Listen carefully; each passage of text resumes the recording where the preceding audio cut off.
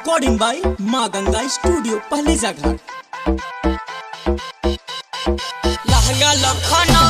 तो कोई पागल विनोद कोई पागल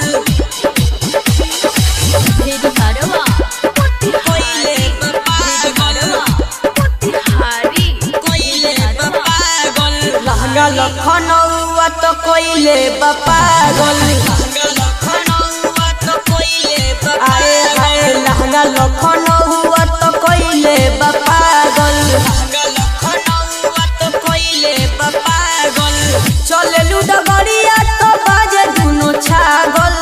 चले डगरिया तो बाजे दुनो छागल लहंगा लखनऊ तो कोइले पागल लहंगा लखनऊ तो कोइले पागल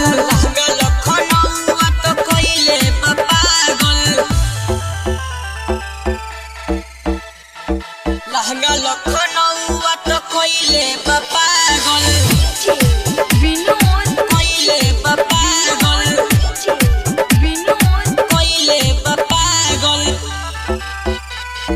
कोइले पागल भेद भरवा हारी भेद भरवा 52 गज के घंघरिया नाचो हिला के कमरिया मोहनी तोहर सूरतिया है आइल जैसे परिया आइल जैसे परिया 52 गज के घंघरिया नाचो हिला के कमरिया मोहनी तोहर सूरतिया है आइल जैसे परिया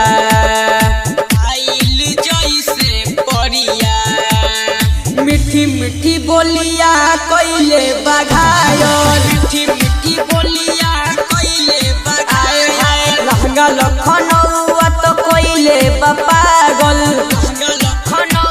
तो कोइले पागल चले डगरिया तो बाजे दुनो छागल चले डगरिया तो बाजे दुनो छागल लहंगा लखनऊ तो कोइले पागल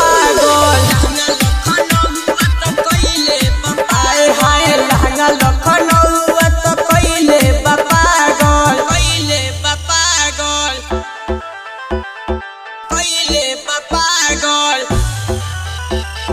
लहंगा लखनऊ तो कोइले पागल कोइले पागल लहंगा लखनऊ तो कोइले पागल विनोद विनोद लहंगा लखनऊ तो कोइले पागल हारी कोइले पागल हंसेलू तू मुस्कुराई देलू तू धड़कन बढ़ाई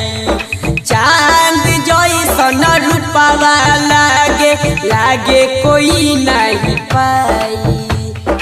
लागे कोई नहीं पाई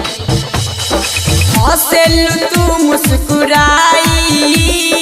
देलू तू धड़कन बढ़ाई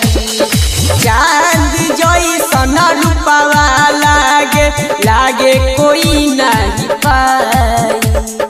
लागे कोई नहीं पाई तोहर से दिलवा नीतीश के लागल तोहर से दिलवा नीतीश